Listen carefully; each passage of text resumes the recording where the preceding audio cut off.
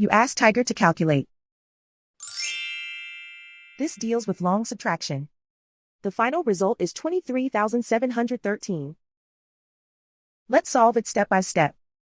Rewrite the numbers from top to bottom, aligned by their place values. Subtract the numbers using long subtraction method. Because the upper digit, 2, in the ones column is too small to get a positive difference, borrow 1 from the number to the left, 20, which becomes 19, and get 12. 12 minus 9 equals 3. 9 minus 8 equals 1.